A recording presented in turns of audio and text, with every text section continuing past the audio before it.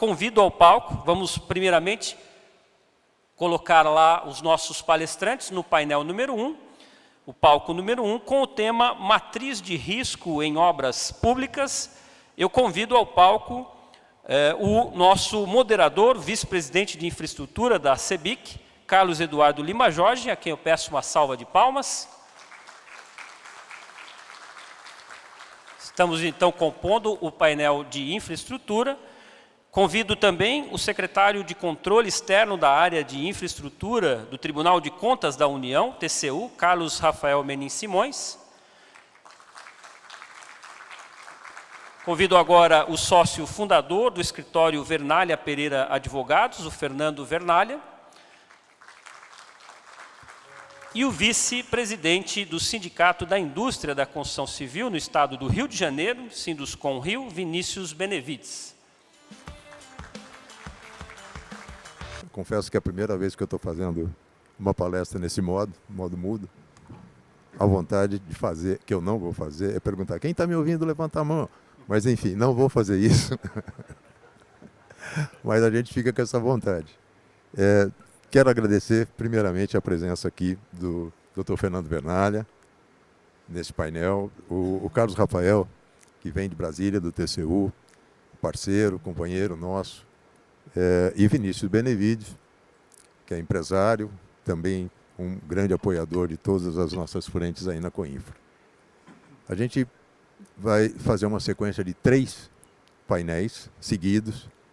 Eu considero esse primeiro o que eu chamo de sangue puro, em obra pública, que a gente vai tratar de matriz de risco. Na sequência, com a presença da Caixa Econômica Federal, o principal agente nessa evolução na área de infraestrutura, principalmente quando se refere ao PAC. Nós vamos tratar o segundo painel, a Caixa na área de infraestrutura. E o terceiro painel, na sequência, eu pretendo obedecer rigorosamente os horários. Nós vamos falar das inovações e sustentabilidade na área da infraestrutura. Ontem na abertura, quando a gente tratou do painel o futuro da infraestrutura, ficou claro para nós que a gente está entrando, ou poderá entrar, no círculo virtuoso na área de infraestrutura, e isso tem trazido várias inovações, todas ligadas já no foco da sustentabilidade. Então nós vamos trazer na terceira parte, no terceiro painel, o que está acontecendo na área de resíduos sólidos, água e esgoto, e também na área de pavimentos, principalmente pavimentos rodoviários. Então, voltando aqui para a nossa abertura no painel Matriz de Risco em Obras Públicas. Qual é, ou pelo menos deveria ser, o conceito geral de uma matriz de risco em contrato de obras e serviços de engenharia, principalmente obra pública? De forma bem simplificada, a matriz de risco é um instrumento que define a repartição objetiva de responsabilidades, advindas de eventos supervenientes à contratação. Um instrumento que deve permitir ao gestor mensurar, avaliar e ordenar os eventos que podem afetar o alcance dos objetivos da contratação, direcionando as responsabilidades para a parte que melhor puder gerenciar tais eventos. A nova Lei de Licitações e Contratos Administrativos, a Lei 14.133, que passou a ser única e obrigatória a partir de 1º de janeiro desse ano, ela tornou obrigatória a presença da matriz de risco nos contratos de grande vulto e também nas contratações integradas e semi-integradas. Nas demais contratações, é facultativo o uso da matriz de risco. E é inquestionável que uma boa matriz de risco pode reduzir ou até eliminar questionamento, disputas, judicialização, fatores que, óbvio, prejudicam a boa execução dos contratos.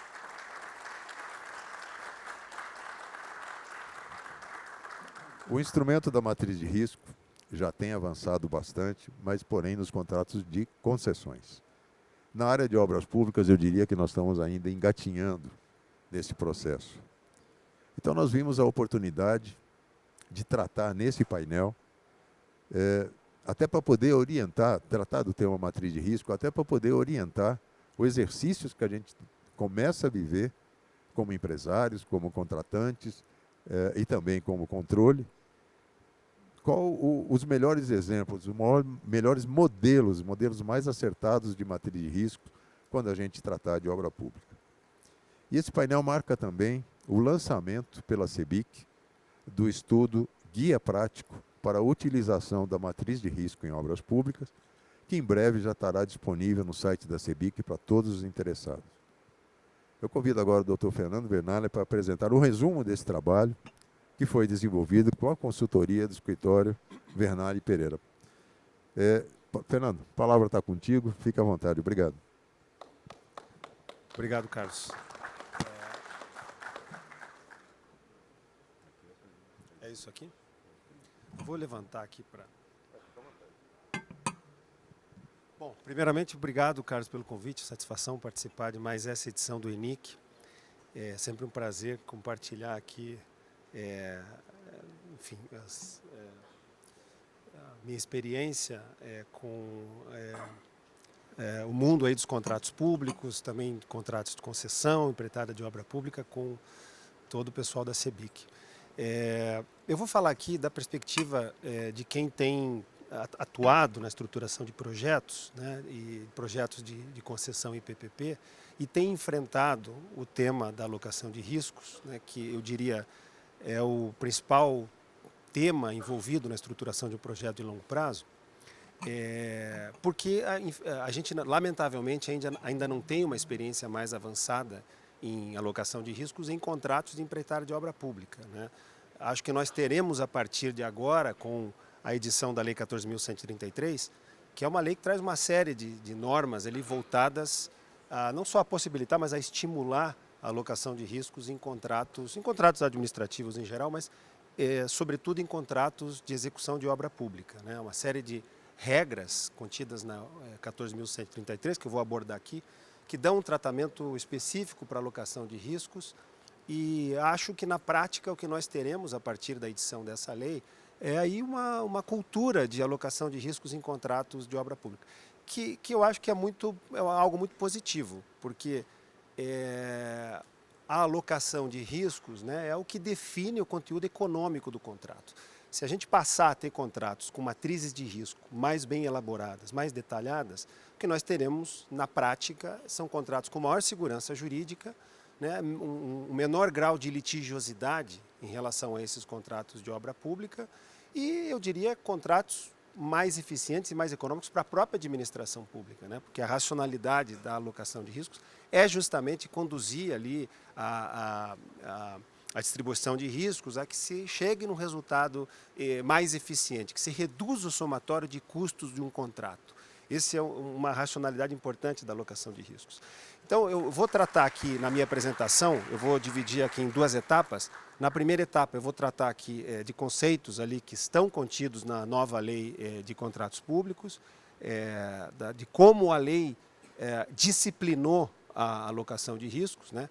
Aí vou responder algumas perguntas, como o que é uma matriz de risco, em que casos ela deve ser incorporada aos contratos administrativos, quais os limites jurídicos para alocar risco nos contratos, como se deve alocar, quais as premissas jurídico-econômicas que devem orientar a alocação de riscos nos contratos, e também qual o reflexo da alocação de riscos no orçamento público e nas propostas que são apresentadas no âmbito da licitação. E numa segunda etapa, aí eu vou identificar aqui alguns riscos críticos, né, que eu acho que merecem ser destacados. O nosso trabalho de construção de um modelo de matriz de risco, logicamente, vai apresentar uma lista, eu não diria exaustiva, porque é impossível se esgotar a alocação de riscos, né? Há um limite de racionalidade para isso, um limite de cognoscibilidade, porque nós não temos a capacidade de imaginar todos os eventos que podem interferir na execução de um contrato. Os contratos são naturalmente incompletos por isso, mas tanto quanto possível a gente tem que buscar um nível avançado de detalhamento em relação ao catálogo de riscos. E esse trabalho que nós estamos construindo vai apresentar uma lista de uma série de riscos, né, com uma proposta de alocação e mitigadores, né, para a prevenção da ocorrência do risco. Aqui, nessa apresentação, não vai dar tempo de avançar muito e vou destacar alguns riscos principais. Então, só para iniciar, né, como que a lei tratou da matriz de risco? Então, a lei traz uma definição de matriz de risco, né, e define a matriz de risco como sendo ali a cláusula contratual, né, que define os eventos que podem interferir na execução contratual, que podem gerar ônus a algumas das partes, caracterizadora do equilíbrio econômico-financeiro. Acho que isso é muito importante a gente compreender, né, e eu tenho insistido muito nisso, toda vez que falo sobre alocação de riscos, porque eu sei que há um cacoete da parte dos operadores da lei, de um modo geral, principalmente da 8666, de entender, né, o equilíbrio contratual ou o reequilíbrio sempre como algo relacionado àquela norma do artigo 65 da 8666, agora reproduzida em alguma medida no artigo 124, que é a norma que trata de riscos da área extraordinária e extracontratual. Extracontratual. Essa norma não se aplica quando o contrato define o risco. Não se aplica quando a lei define o risco. Não se aplica quando o regulamento define o risco. Aplica-se apenas quando há uma omissão em relação à definição de riscos. É uma cláusula de aplicação subsidiária, mas os reequilíbrios, eu diria mais de 90% dos reequilíbrios na prática estão fundamentados nessa norma, né? Há um cacoete, e eu acho que a gente tem que superar isso.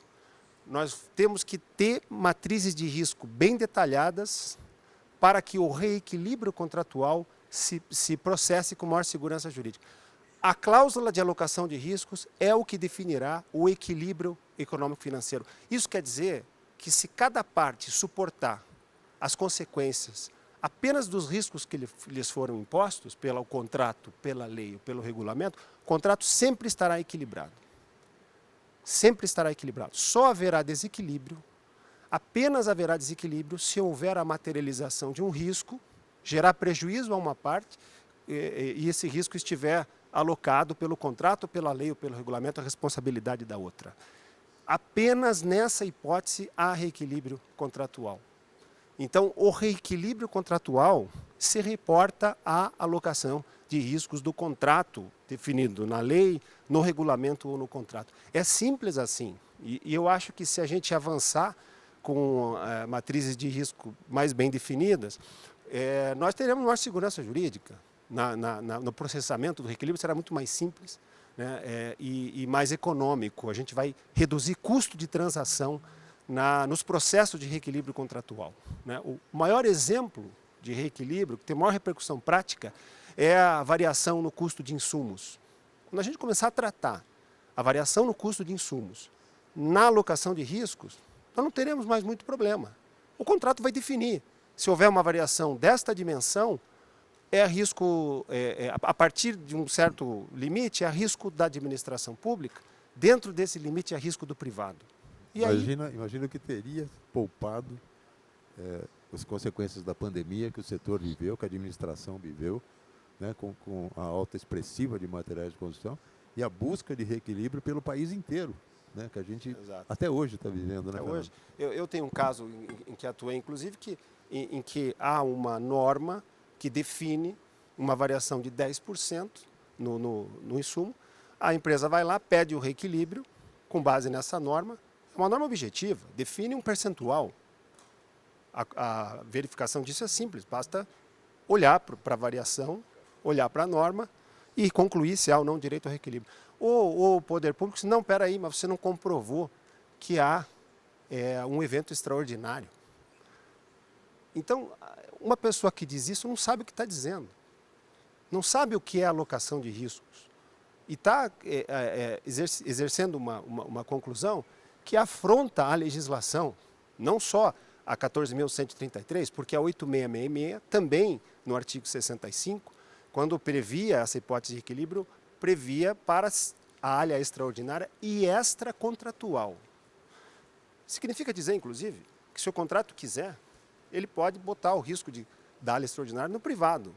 Teoricamente falando, ele poderia. Não seria uma alocação eficiente de riscos, mas ele poderia, porque a alocação de riscos deve ser definida em contrato, na lei, no regulamento, e este dispositivo do artigo 65 da 8666, né, já falecida, ou da lei 14.133, trata apenas da área extracontratual. Tanto que a norma do artigo 124 diz claramente ali, observada a matriz de risco do contrato. Então, é isso. A cláusula de alocação de riscos deve conter uma listagem dos eventos supervenientes, né? Ali a definição de obrigações de resultado e obrigações de meio. Então, é preciso deixar claro o que está sendo cobrado do contratado, né? Quais ali as parcelas em que há autonomia do contratado para ele exercer as escolhas técnicas. Em relação às suas escolhas, o risco será seu. Em relação às escolhas que estão pré-definidas no anteprojeto ou no projeto, em que o contratado não tem ingerência sobre isso, o risco é da administração pública, né? Vou apressar aqui, Carlos. Bom, então aqui eu já falei um pouco disso, as consequências dessa definição legal da matriz de risco. Acho que a mais importante é compreender que ela define o equilíbrio econômico-financeiro. Os reflexos da matriz no orçamento público. Essa é uma questão, né? É óbvio que é até intuitivo, né, que a transferência de riscos para o contratado gerem a precificação desses riscos na proposta. Ninguém corre risco sem cobrar por isso. Todo e qualquer risco que é assumido pelo contratado tem um reflexo na sua proposta comercial. E, portanto, tem que ter um reflexo no orçamento público também. Isso está dito com todas as letras na nova lei. Agora, essa questão não está bem definida ainda porque a lei encomendou regulamentação sobre isso, né? Então, nós temos que ver como virá essa regulamentação, porque a tradição dos contratos de execução de obra pública é trabalhar com o conceito de BDI. E aí tem ali uma taxa de risco já incluída no BDI, etc. É muito diferente quando a gente trata com concessões, em que os riscos estão naturalmente precificados ali, e sempre há o provisionamento de um custo na proposta para lidar com o risco, considerando a probabilidade que esse risco se materialize. Eu acho importante, e talvez o Vinícius vai dar um enfoque nisso. Fernando, me permita só fazer uma observação.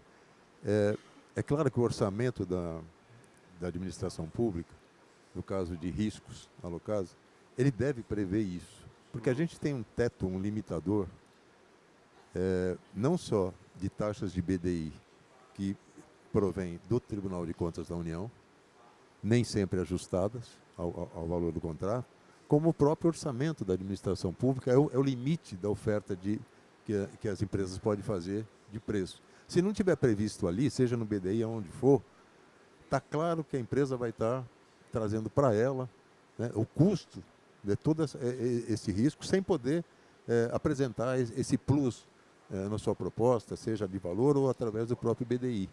Então, esse exercício que você falou é um exercício muito importante, que seja entendido e assumido pela administração pública, para ver exatamente aonde a gente vai colocar, né, precificar esse risco, seja ele da dimensão que for, né? Exatamente. E a nova lei, ela tem uma norma que endereça essa questão, né? Ela diz que os riscos deverão estar refletidos, não exatamente com essas palavras, que os riscos deverão estar refletidos, né? O custo, né, de administração do risco deve estar refletido no orçamento público. Então, nós teremos de atualizar, mudar a nossa metodologia de confecção do orçamento público para que ele passe a incorporar esse custo, que é o custo de administração de todos esses riscos, né? Quais são os limites jurídicos para a alocação de riscos? Bom, são poucos, né? A alocação de riscos não é que são poucos, os limites taxativos são poucos, né? Quais são eles? São ali os riscos que já foram alocados pelo próprio legislador, né? Então, alteração no valor de carga tributária de encargos legais. Isso a lei já definiu. Se tiver uma mudança de carga fiscal, por exemplo, durante a execução do contrato, terá reequilíbrio a favor ou contra o privado, né? A favor da administração ou a favor do contratado privado, depende da mudança. Risco de inflação ordinária, isso se faz naturalmente, é um risco que está ali compensado já pela aplicação do índice de reajustamento. Risco de alteração unilateral, de intervenções administrativas, retardamento na execução do contrato. Todas as intervenções administrativas, evidentemente, que geram direito a reequilíbrio, é um risco que está com a administração pública. Falhas no projeto básico sob o regime de contratação integrada. A lei já disse, esse risco é do contratado privado, porque ele é o responsável pela elaboração do projeto. E quanto aos riscos que não foram alocados na legislação, né, aí se aplica o dispositivo que a gente acabou de comentar do artigo 124, que é o dispositivo que trata da possibilidade de reequilíbrio contratual em função da materialização daqueles riscos de fato do príncipe, evento de força maior, enfim, eventos imprevisíveis ou de consequências incalculáveis, segue essa alocação de riscos, né, reproduzida na nova lei, a responsabilidade do poder público. Mas volto a dizer, antes desta norma, nós temos de olhar para a alocação de riscos do contrato. Se o contrato, a lei ou o regulamento definir de forma objetiva determinado risco, a responsabilidade de alguma das partes, é isso que deve ser cumprido e, portanto, o reequilíbrio contratual deve ser feito de acordo com a alocação desse risco. E aí, a questão mais importante, que eu estou terminando aqui, mas eu vou pedir só um desconto. Não, teve um aditivo de 25%, que é qualitativo. Pode ir. Mas é bem rápido aqui, só para dizer o seguinte: como que nós vamos alocar o risco? Como que você deve alocar o risco? Tem uma regra para isso, não é aleatória e nem arbitrária a alocação de riscos. A administração pública vai definir todos os riscos e, volto a dizer, tem que haver um nível avançado de detalhamento. Por quê? Porque se a matriz é vaga, é omissa, o que acontece na prática? Os agentes econômicos, ali, os licitantes, vão precificar esse risco. Na dúvida, né, os agentes econômicos tendem a se prevenir da ocorrência do risco e tendem a precificar esse risco sob cenários pessimistas, na dúvida, né, porque eles querem evitar prejuízos. Então, é importante ter uma alocação de riscos tanto quanto possível detalhada, né? Agora, a regra fundamental é que cada risco deve ser alocado à parte que tem melhores condições de administrar o risco. Ou seja, a parte que consegue a custos mais baixos do que a outra se prevenir do risco ou mitigar os prejuízos na hipótese de materialização do risco. Porque se a gente alocar cada risco, aquela parte que consegue suportar o risco a um custo mais baixo do que a outra, no final do dia nós vamos reduzir o somatório de custos do contrato. Ele se torna uma contratação mais eficiente. Esse é o racional da alocação de riscos. Porque a gente vai economizar recursos para toda a sociedade, para que esse recurso possa ser aplicado de outra forma e gerar investimentos em negócios. Então, o objetivo da alocação de riscos é tornar o contrato mais eficiente. Portanto, deve-se sempre alocar o risco a quem tem condições de administrar o risco a custo mais baixo do que o outro. Quem é essa parte? É a parte que tem o controle sobre o risco. Não faz sentido que, por exemplo, o contratado tome o risco das falhas de anteprojeto, se ele não tem o controle da elaboração do anteprojeto, se o anteprojeto foi elaborado pela administração pública. Da mesma forma, não faria sentido que o poder público suportasse o risco do desgaste precoce de materiais aplicados na construção, se a escolha dos materiais foi feita pelo contratado privado.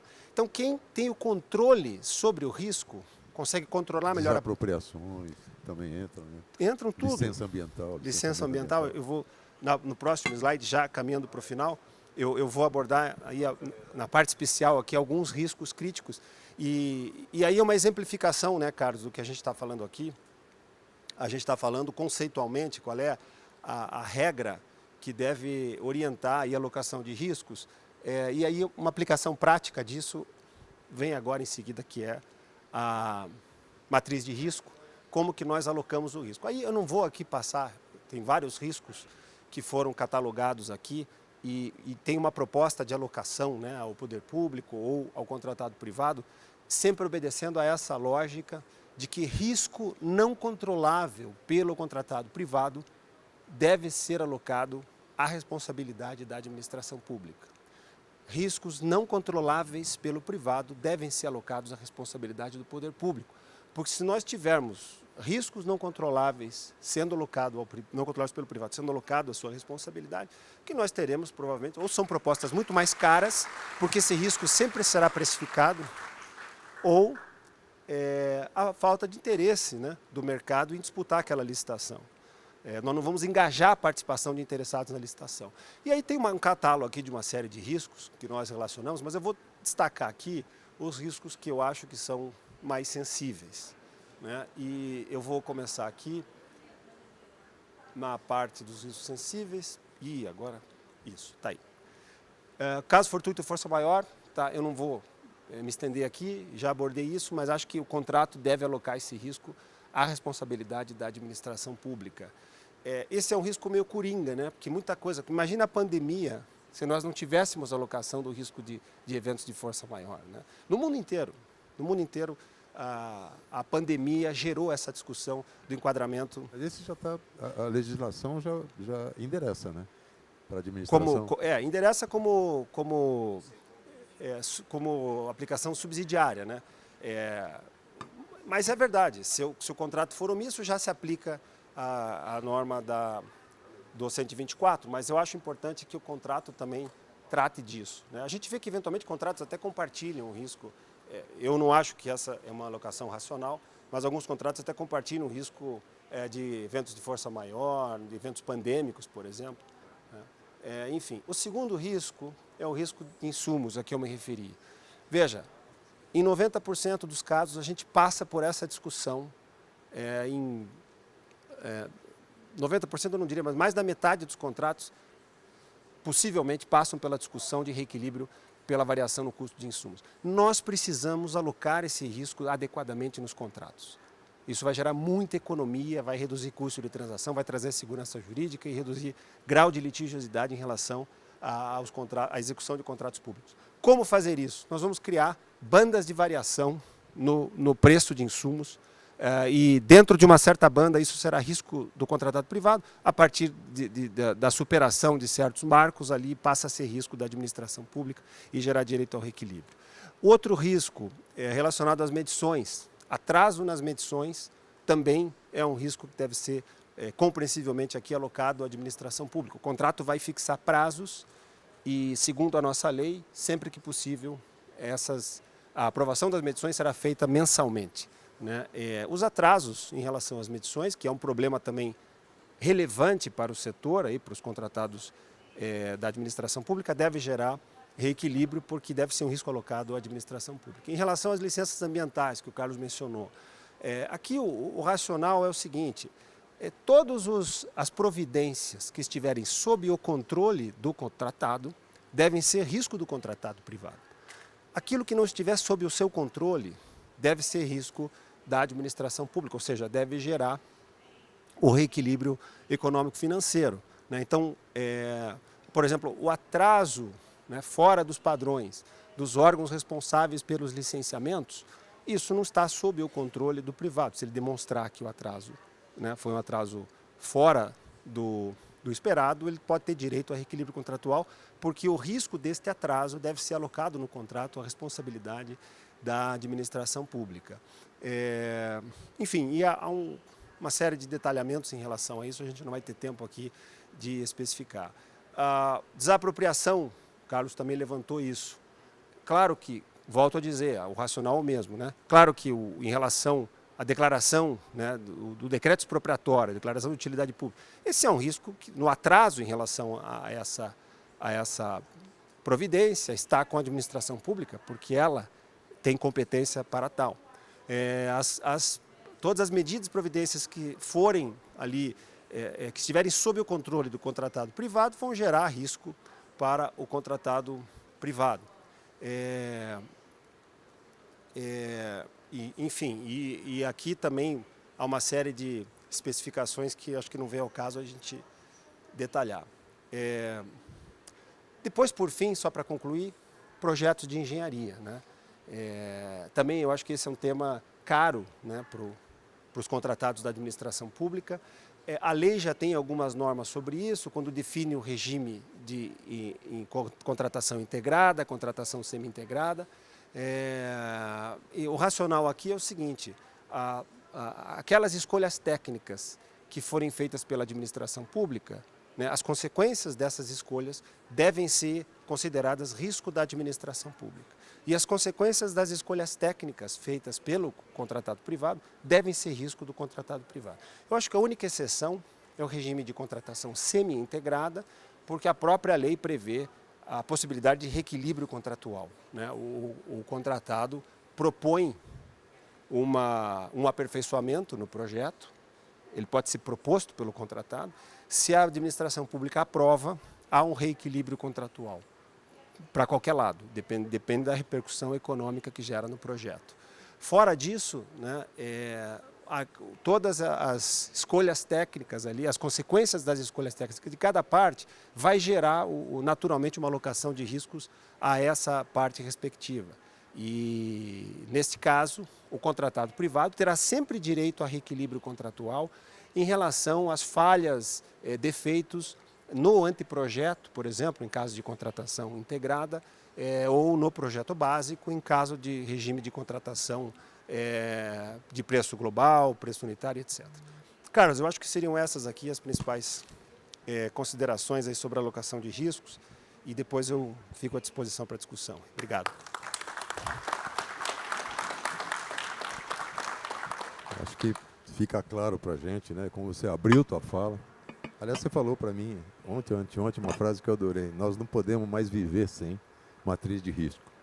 E eu acho que está claro, né? Isso aí, na sua apresentação, a lei trouxe esse avanço, né? Acho que a 14133 tem uma série de coisas que foram positivas, e uma delas foi trazer à luz realmente a obrigatoriedade da matriz de risco, embora seja obrigatória apenas em alguns casos, mas já a coloca como obrigatória.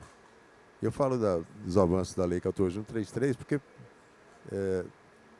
no início, eu vou falar pelo nosso setor, quando saiu a lei, vem aquela primeira reação, né, de negação, etc., mas conforme a gente vai se aprofundando na lei, a gente vai vendo vários pontos que ela trouxe de positivo, infelizmente embaçados por dois dispositivos, um deles um erro da lei, do meu ponto de vista, que é a ambiguidade de proibir pregão e, ao mesmo tempo, obrigar o modo aberto em outro dispositivo. Isso é uma ambiguidade, infelizmente, que ainda está existindo na lei, apesar do Congresso já ter aprovado um projeto que recebeu alguns vetos da Presidência da República, entre eles esse veto. Nós estamos tentando fazer um esforço brutal, várias entidades do setor, para a gente derrubar esse veto. E o segundo ponto, que eu digo que houve um embaçamento dos avanços da Lei 14133, foi não definir com clareza, com a mesma clareza que durante 30 anos trazia a Lei 8666, que é o prazo de pagamento até 30 dias pela administração pública. Deixa em aberto esse prazo para ser fixado em edital, em cada caso. Então, a administração pública pode optar por pagar as medições agora a cada 90 dias, 120 dias. Gostaria de saber a empresa que pode pagar salário para os funcionários a cada 90, 120 dias. Então, eu acho que a gente precisa fazer essa correção, vai trabalhar sobre isso, mas, sem sombra de dúvida, não há dúvida que trouxe avanços, entre eles a matriz de risco. Antes de passar para o Tribunal de Contas, eu queria ouvir a opinião, né? Eu chamo de chão de fábrica. Chão de fábrica é aquele empresário que está na frente, está no dia a dia, está ali, vivendo o seu contrato. Por isso a presença do Vinícius aqui, inclusive, infelizmente, trazendo alguns modelos daquilo que não deve acontecer na matriz de risco, e já houve, infelizmente, alguns exemplos negativos em relação a isso. Vamos falar disso, Vinícius? A palavra está contigo aí. Tem microfone? Está aí. Deve estar ligado aí, ó. Obrigado, Carlos. Tem uma apresentação que eu fiz também. Show. Bem, primeiro agradecer o convite, Carlos, para falar sobre esse tema que é um tema que para mim é muito caro.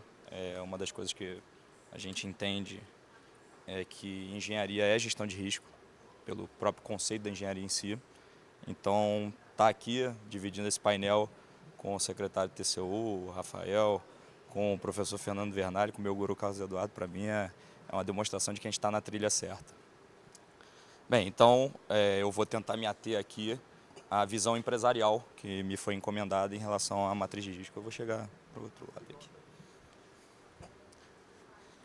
Bem, sempre gosto de começar falando um pouquinho sobre os Objetivos de Desenvolvimento Sustentável. Então, essa palestra aqui, esse tema, ele está atrelado a alguns objetivos de desenvolvimento sustentável, que é a agenda da Organização das Nações Unidas para que em 2030 a gente tenha uma prosperidade econômica e social melhor e uma distribuição melhor de renda. Então a gente está falando aqui de crescimento econômico, o ODS 8, de indústria, inovação e infraestrutura, o ODS 9, e o ODS 16, que é paz, justiça e instituições eficazes, né, que é o que todos queremos.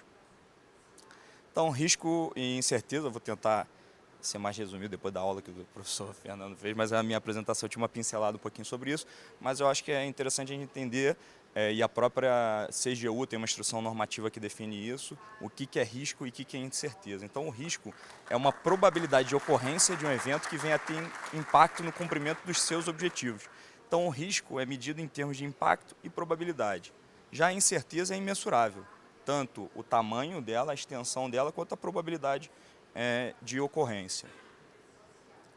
E aí, não sei se o nosso secretário vai falar um pouquinho sobre isso, mas tem um manual do TCU, o TCU tem contribuído significativamente, a gente pode discordar de algumas posições, de algumas posturas, mas o TCU tem contribuído muito para o aprimoramento da gestão pública e das políticas públicas no país. Então tem um manual, um referencial de gestão de risco do TCU, que eu acho que é uma leitura obrigatória para quem lida com a administração pública.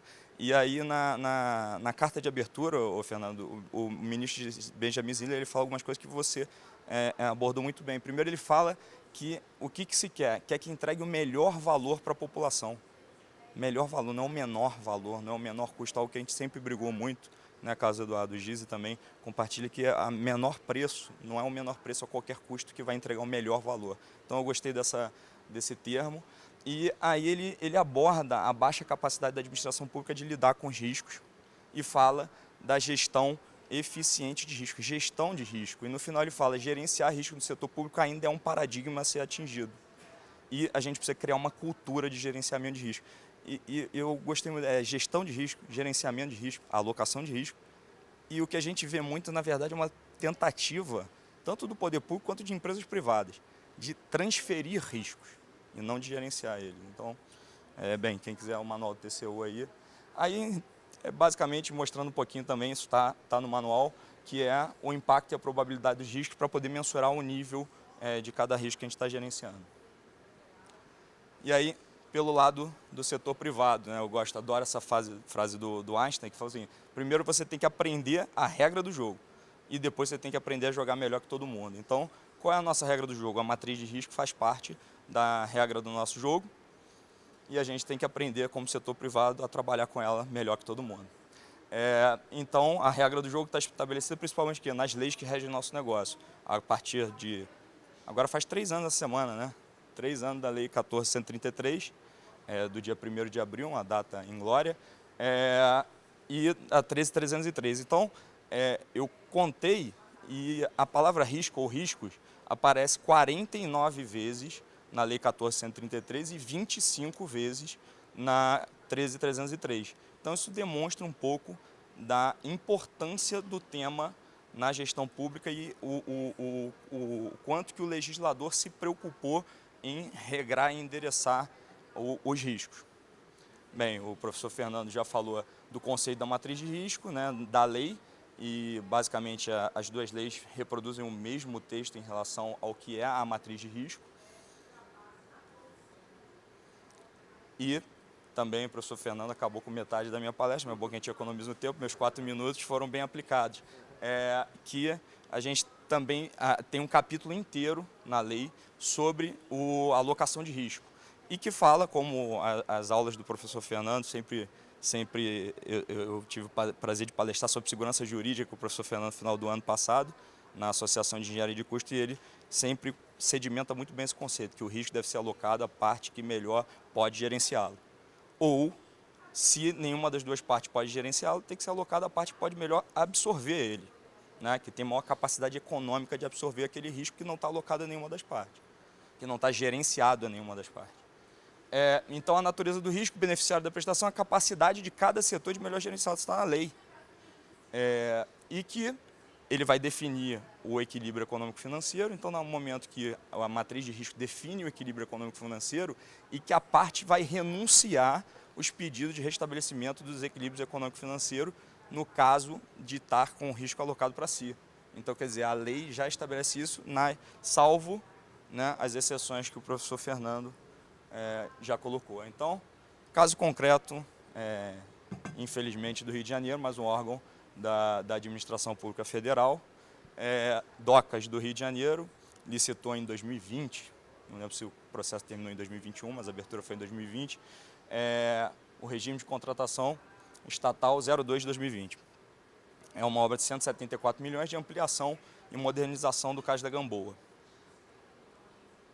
E aí tem lá a nossa matriz de risco no anexo 14. E o interessante é que a matriz de risco tem toda essa importância, né, que a gente fala, só que normalmente ela está no anexo 11, no anexo 10, no anexo 15. Então, está lá no final, depois da centésima página do nosso instrumento convocatório. E aí, dentro da matriz de risco, a gente analisando, a gente chamou a atenção 2 riscos que claramente estavam alocados de forma equivocada. Um deles era o seguinte, olha essa, doutor Carlos, fatos retardadores ou impeditivos da execução do contrato que não estejam na área ordinária, tais como fato do príncipe, caso fortuito, força maior. Até aí já era ruim. Mas aí ele fala assim, bem como o retardamento determinado pela DOCAS, que comprovadamente repercuta no preço da contratada. Esse é o risco. E ele está alocado para quem? Para a contratada. Ou seja, se o contratante determina você diminuir o risco, o ritmo da sua obra, e aquilo provocar um aumento de custo, qualquer que seja, aquele risco está sendo contratado por você, licitante. E o outro Esteve interessado? Vamos chegar lá, vamos chegar que é pior, né? Porque o outro é elevação dos custos operacionais acima, ou seja, uma elevação de custo acima do índice de reajuste, que é a elevação extraordinária de preço.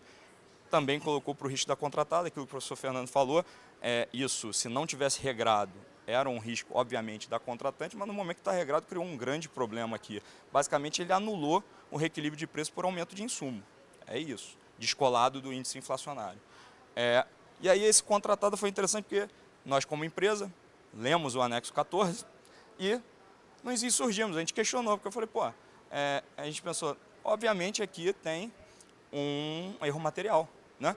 Contratada, contratante, né? 2 letrinhas muda tudo, né?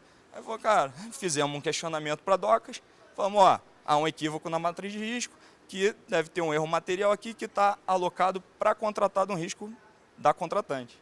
E a resposta de DOCAS foi, as informações necessárias já constam do edital. Já ouvimos muito, né, Bruno? Outro erro material. Então, assim, bem, esse é um caso interessante. Teve interessado que deu 20% de desconto. E eu não sei, de repente o secretário pode saber melhor, eu não acompanhei muito. Eu sei que no início atrasou muito a obra e ainda pegou todos esses aumentos de custo pós-pandemia.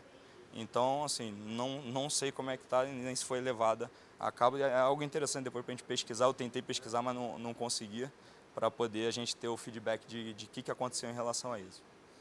E um outro caso concreto aqui que eu estou trazendo para dividir com vocês é uma reforma agora do Museu de Arte Moderna no Rio para o G20, para as celebrações do G20. É uma obra de 20 milhões e que tem lá no anexo 11 a nossa matriz de risco. E aí essa daqui é uma aula de transferência de risco.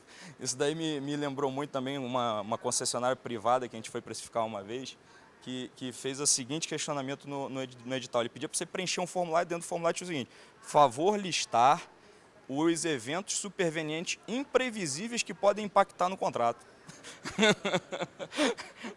Eu falei, beleza, vou chamar. Veio junto uma bola de Vou chamar cristal. a falecida mãe de Ná, né, para poder trazer aqui e poder a gente ver essa leitura do futuro. Mas isso numa concessionária privada. Então, tô falando, essa questão da cultura de transferência de risco, eu acho que é algo que a gente tem que ter um amadurecimento civilizatório para poder endereçar.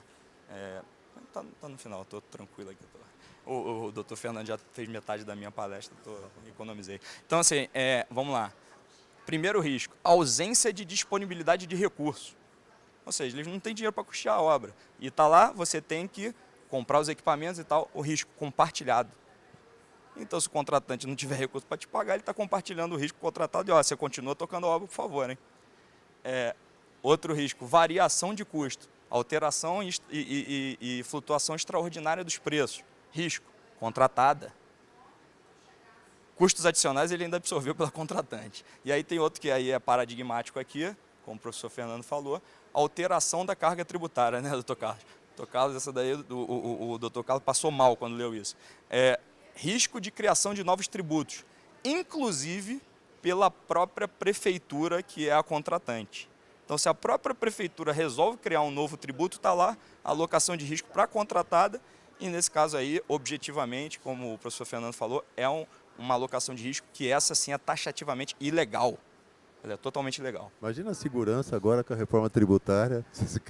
É isso. A insegurança que a gente está em relação ao que vai acontecer. E a prefeitura pode falar só, eu vou aumentar o ISS das obras públicas de 5 para 10, se fosse possível. Mas tá lá, era um risco absorvível por você. Bem, e aí custo trabalhista. Então, o que a gente fez? Nós como empresa também, empresa diligente, a gente tem esse mau hábito de ler todo o edital, né? Esse mau hábito que algumas poucas empresas cultivam, né? E aí a gente fez um questionamento. Falou, aqui tem essa alocação de risco não é eficiente para a contratada, e tem uma ilegal aqui que é essa questão dos tributos para contratante, e a resposta, a alocação de risco, resposta da administração pública. A alocação de risco se encontra no âmbito discricionário da administração pública. Ele basicamente falou, faço o que eu quiser e aceita quem quiser. Então, um pouquinho descontente com essa resposta, né? A gente faz parte da ERJ também, nós somos representantes da ERJ, e a gente levou esse assunto para a associação, entendeu que era um problema comum, e a ERJ impugnou o edital por esses motivos, e a impugnação foi indeferida pela Secretaria de Governo. E aí a gente foi recorrer como a ERJ ao nosso irmão maior, a CEBIC, né? E eu acho que isso é uma questão importante. Primeiro, as associações não leem edital, as associações não compram edital, as associações não estudam edital, quem estuda são as empresas. Então acho que cabe a nós, empresários, levar, quando vê um problema que é do todo, que é global, que não afeta somente a sua empresa, levar esses problemas para as nossas associações. E as associações tomarem as medidas, mas isso não é mutuamente excludente com as próprias medidas que devem ser adotadas como os questionamentos e as impugnações pelas próprias empresas. Isso dá força. Até porque, no caso, é o risco de contaminar outros editais de outras praças. São precedentes perigosos, né? E a gente costuma falar o seguinte, que quando no Rio de Janeiro está chovendo, pode olhar para cá que o tempo vai fechar. Então, se a gente cria ruins precedentes, né? Diversos ruins precedentes. Então, e outra é usar também a estrutura da CEBIC. O Carlos Eduardo é um defensor ferrenho do setor, então sempre que a gente precisou também como entidade, a gente chega para a CEBIC e tem com a gente um parceiro, um guerreiro e uma entidade forte, representativa, que quando entende que o risco pode vir a ser espraiado nacionalmente, atua em conjunto e fortalece a posição das entidades. Então, a CEBIC, na figura do Dr. Carlos Eduardo e do presidente Renato, no primeiro momento apoiaram a decisão da AERJ e nos ajudaram e fizeram uma petição conjunta para representar no Tribunal de Contas do município em relação a essa inadequação da matriz de risco. Então, isso daí a gente ainda não tem o desfecho desse processo. Espero que os tribunais de conta adotem essa visão, porque isso também é uma crítica construtiva que a gente faz, que a gente tem que voltar a avaliar qual é o limite de atuação dos tribunais em relação àquela tese de que está tutelando o direito privado, né? De que o tribunal não é feito para tutelar o direito privado, mas nesse tipo de situação, em diversas outras, a gente entende que o tribunal podia ampliar um pouquinho a participação e ver que aquilo, na verdade, não é um interesse meramente privado, aquilo está prejudicando a administração pública e a sociedade como um todo. Bora. Bem, então, para finalizar, em relação à matriz de risco, não há espaço para cegueira deliberada, E em relação ao mundo empresarial, nossa visão é, se não atentarmos para a gestão de risco das empresas e para as matrizes de risco dos contratos, a gente não vai estar fazendo engenharia, a gente vai estar fazendo loteria. Tá? Obrigado aí a todos. Obrigado, Vinícius. Muito importante quando você traz essa realidade, né? essa frente de vivência. Secretário Carlos Rafael, Tribunal de Contas com a palavra. É claro que o tribunal, assim como a gente está dizendo, o exercício da matriz de risco em obras públicas ainda, eu digo que a gente está engatinhando, né, a partir dessa obrigatoriedade da lei. Acredito que a experiência do tribunal também seja pouca, né, nessa relação, mais voltada para a parte de concessões. Eu vou pedir, eu estou vendo já na minha frente, a Caixa Econômica e o secretário Marcos Monteiro, que eu sei que tem limite de horário às 16 horas para um compromisso com o prefeito. Então nós temos 15 minutos para ouvi-lo e fazer o fecho do painel.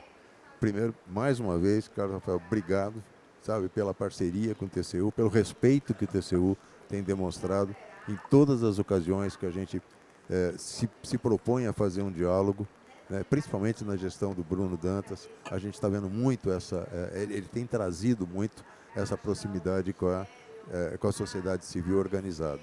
Então, mais uma vez, obrigado e queríamos ouvir aí tuas palavras, por favor. Obrigado, Carlos. Boa tarde a todos. Eu queria saudar aqui meus colegas de painel. Satisfação para mim estar aqui, receber esse convite da CEBIC, poder falar um pouco. Eu fiz uma apresentação um pouco mais voltada para a evolução desse tema no TCU. Como o Carlos colocou, a gente não tem tanta experiência ainda relacionada a obras públicas, né? A matriz de risco para obras públicas. A gente tem uma experiência mais longa com concessões. Eu sabia que o Dr. Marcelo Vernali estava aqui, eu previ que ele ia fazer uma apresentação excelente sobre os princípios da lei, os princípios de alocação de risco, mas como estamos tratando de risco, eu coloquei alguma coisa aqui que eu vou passar muito rapidamente, assim, mas eu coloquei na apresentação, ela vai estar disponível, ela é mais voltada para essas questões de concessões e PPPs, então eu vou me furtar aqui para a gente acelerar.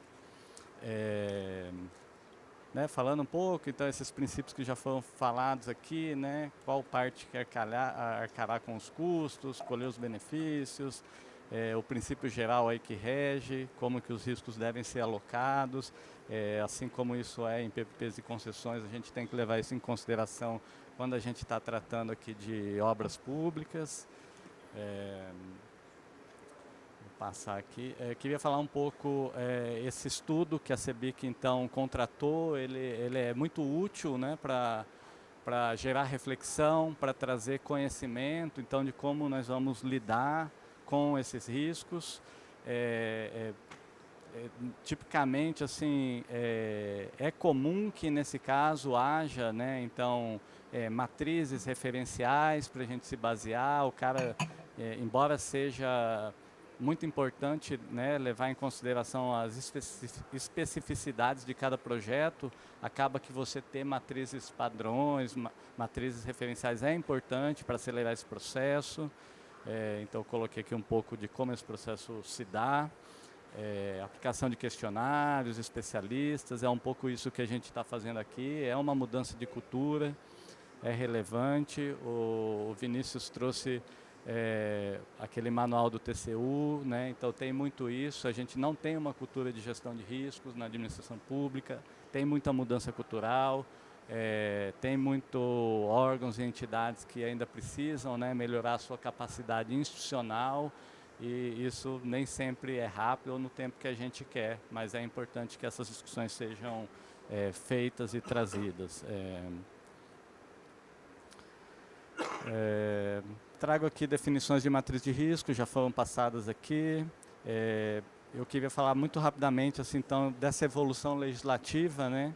Então, mesmo quando a gente está falando quando a gente vai lá na Lei 8666, ela era, de certa forma, silente sobre matriz de risco, alocação objetiva. Depois vem a lei a lei de concessões, nos anos 90, as primeiras concessões elas ainda são muito parecidas, algumas de rodovia muito parecidas com contratos públicos ainda, não tem, né, não leva em consideração esse princípio. Vem a lei de PPPs, aí a gente começa a falar em repartição objetiva de riscos. Vem a segunda rodada de concessões de rodovias, a gente já começa a ter uma repartição de riscos, a ter uma alocação que não só o por conta e risco, né, da empresa, do concessionário.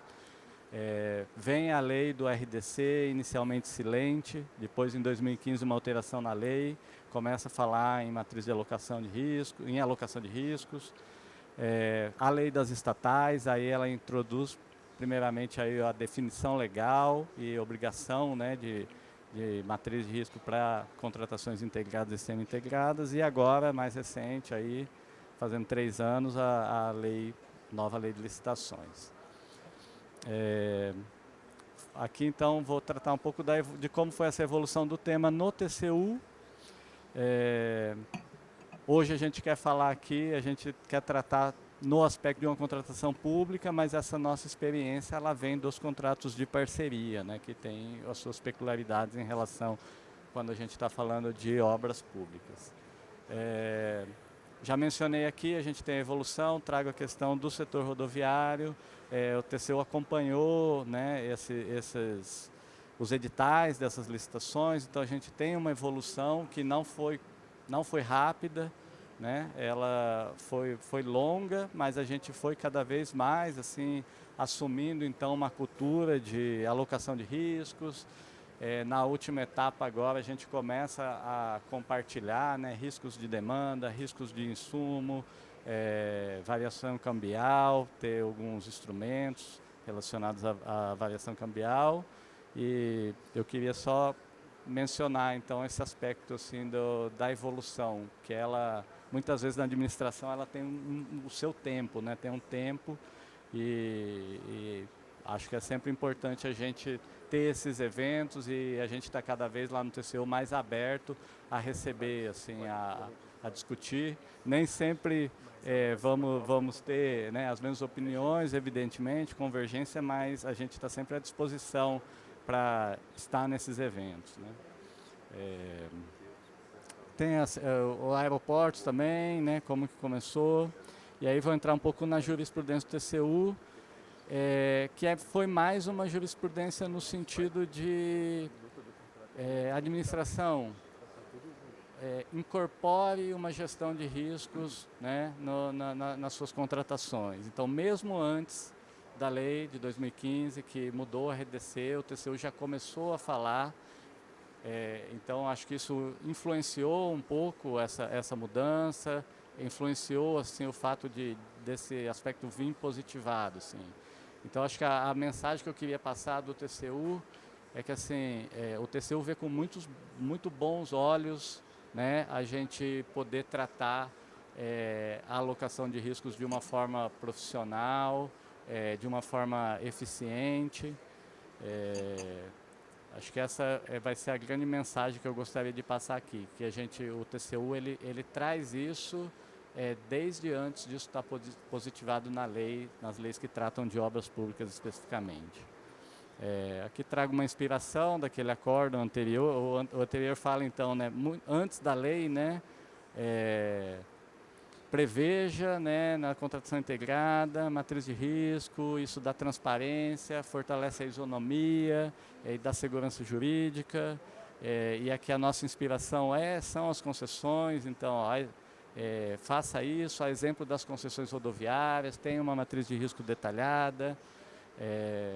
A gente traz aqui então outros precedentes do TCU e acórdão que foram nesse sentido. Um acordo de 2013, é recomendável inserir a matriz de risco, nos casos em que, né, que haja,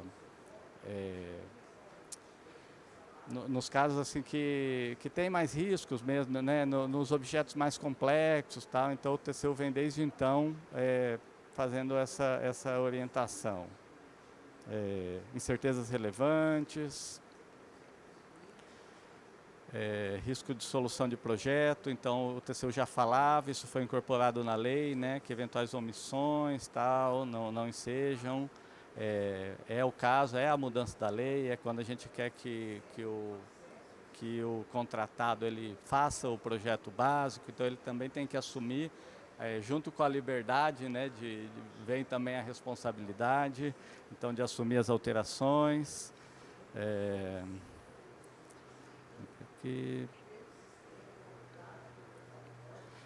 Mesmo as empreitadas por preço global, que também não estavam, então, nesse contexto, o tribunal passou a recomendar que as estatais, mesmo nesse tipo de contratação, também fizessem matriz de risco.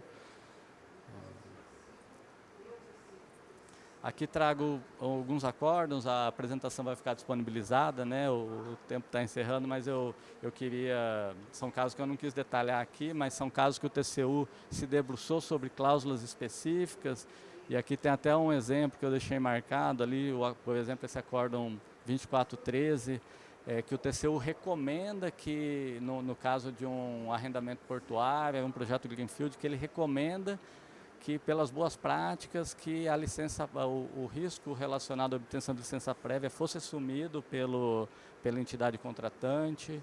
Então acho que é uma recomendação, cabe ao órgão acolher ou não, mas eu acho que nós temos alguns precedentes em que o TCU se pronuncia sobre determinadas alocações de risco, especialmente em concessões e PPPs, onde a gente observa, o TCU analisa muito as cláusulas contratuais e os incentivos. Então ali a gente acaba fazendo muitas recomendações para que, relacionadas por vezes à alocação de risco, ou tentando tirar contradições existentes entre as cláusulas, sempre num contexto da gente ter mais segurança jurídica e de que os investimentos sejam levados, né, a efeito aí.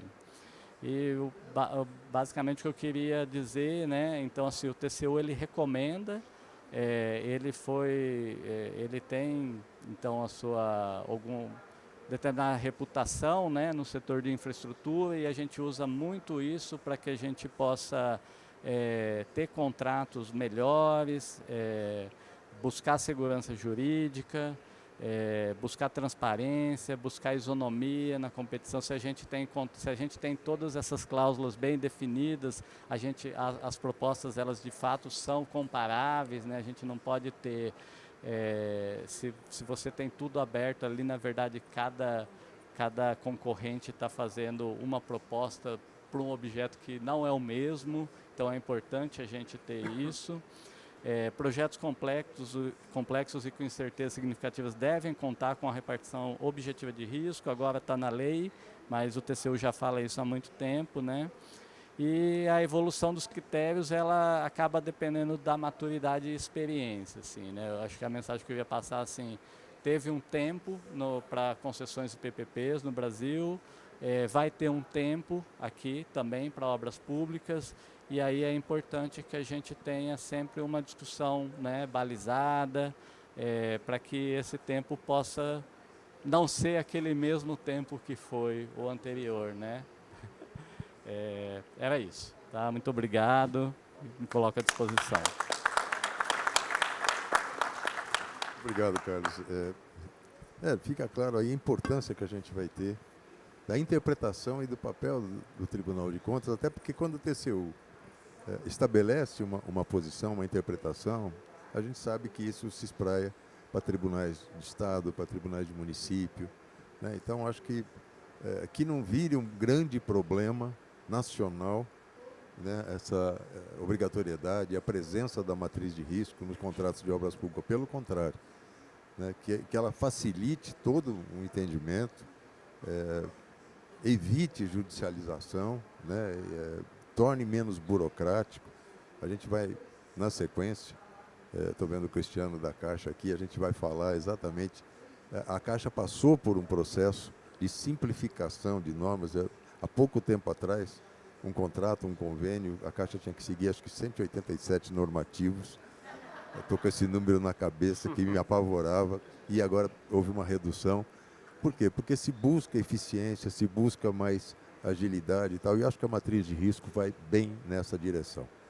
Então, a gente está com o tempo esgotado. Eu quero sinceramente agradecer ao professor Fernando Vernalha, ao Vinícius, que trouxe a sua experiência prática aqui e trouxe para a gente também aquilo que não deve acontecer na matriz de risco. E principalmente, Carlos Rafael, o TCU está conosco nessa preocupação. Eu confesso que há um tempo atrás, o Zé Carlos Martins era presidente da CEBIC, e a gente foi fazer a primeira visita no TCU. É um bom tempo isso, que eu já estou no setor há uns bons anos. Foi a primeira visita formal que a gente fez no Tribunal de Contas da União.